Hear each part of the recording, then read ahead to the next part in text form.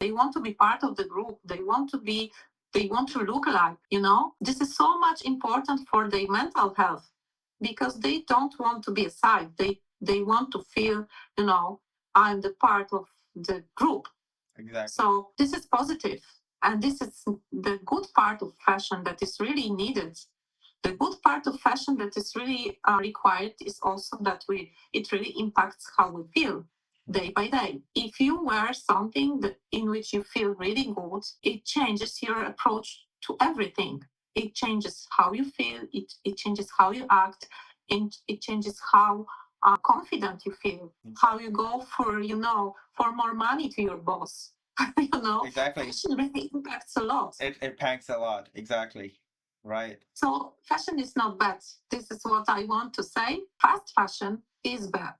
So fashion, exactly, Alexandra. Thank you so much for making it so clear that fashion itself is it's not bad because we're doing it for centuries now, and whenever you know the festivals comes up or things come up, we dress up for that. But we have to be more conscious with our choices, or whenever we buy, we have to be go for a better quality or the better product which suits our needs.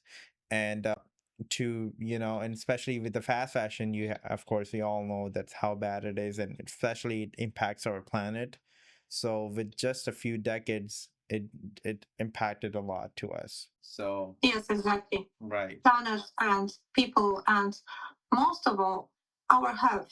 The health of people, not only the people who are producing the clothes and textiles, but also consumers. Of course. Because it's not only about the chemicals the clothes have. Exactly. But it's also about the environment that we live in. You know, the planet, it's not so big after all. It circulates. It, you know, we exchange the water and the air and everything, and we still breathe in a lot of microplastics. Yeah. And 70% of the market today are the synthetics. So then we eat it, then we breathe it in, then we drink it with the water. So we are like trying to really kill ourselves. You know, the microplastic is in our bodies. Exactly. You know, so yeah, it doesn't work well there. You know, it makes us sick, really sick. It does. Yeah. That is another big topic. Right, exactly. The thing you just mentioned, that's another whole topic we didn't touch in this podcast. But what the before we go, I'm gonna ask you, because it's making a so bad impact on our planet and the people, of course, that you just mentioned a few things that how bad the weather, I mean the air quality and the water, just the two things. Where do you see it's going, and what do you think when it gonna end, or finally the big companies or the government's gonna make a decision to just stop it totally? At what point? Because they're not, as I could see, they do understand the impact, the bad impact it's making, but they're not too serious or not taking big action towards it. What do you think they're gonna be doing? Yeah, there of course there is no chance for big companies to change because they want to change. That will not happen at all.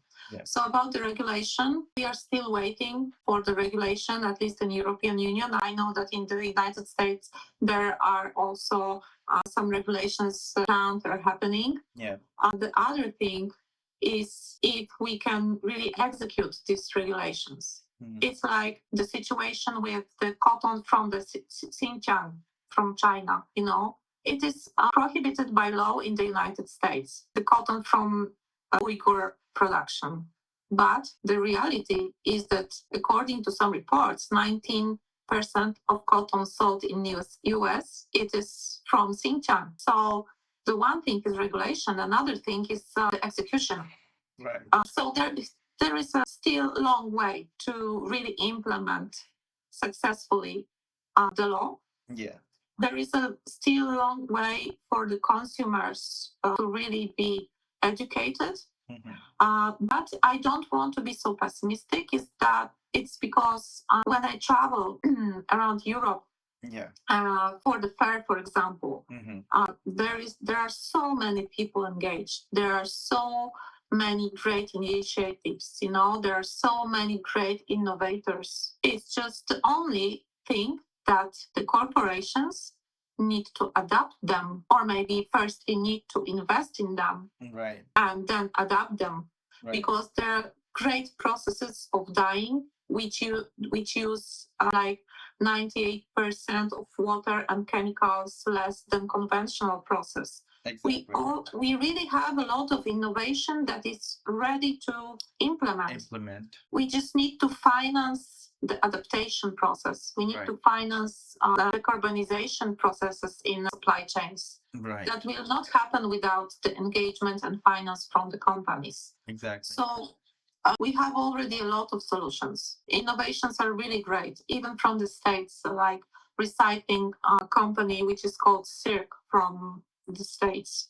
They are doing the chemical recycling of polycotton, which is something really new because we don't really have a lot of processes which are implemented in mass market for the recycling, and they are really good at it. Like they are trying to implement, they are building factory in France already. They are cooperating with many suppliers and companies all around the world, and it seems that they will be successful, I hope. Exactly. So, you know, a lot is happening. So I cannot be pessimistic only. Right. But we really need to make the companies, the big companies, finally take responsibility for what they do, also on the waste side. Exactly. Because the waste is another big issue.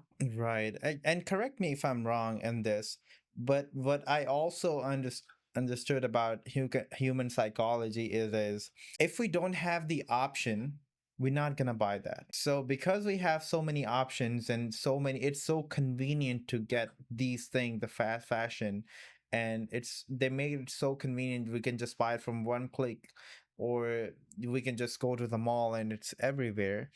And especially the quality, if we just, the governments or the organization, the corporates, who are the, the big giants in the industry, if they make the change finally and they don't produce what they're doing right now, and we don't have the option, I believe then we're going to be stopping too, because we don't have any option. The normal human being not going to be opening their own production company the next day and doing the fast fashion thing. But I mean, if that was not for the marketing, so big investment in marketing, people will not buy so much.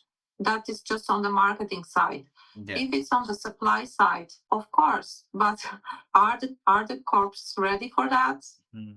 I don't think so, because the growth and the net worth and all the financial KPIs are there for the investors to be fulfilled. So I don't really believe this is realistic future, although I'd love that to happen.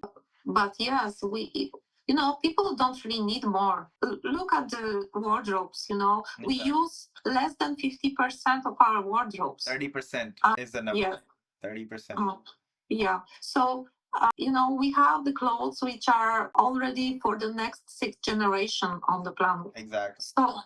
So we don't really need more clothes. Wow, it's all about understanding the thing and, of course, acknowledging it first, as you mentioned, that this is what the thing is, this is what the bad impact, and this is what grabbing my attention, acknowledging that, and then self control, I would say, to not to take a step towards that, because we have to just see whatever we have and try to be more. It's not just limited to, I believe, in fast fashion, but in every aspect of our lives, because there's a saying that less is more.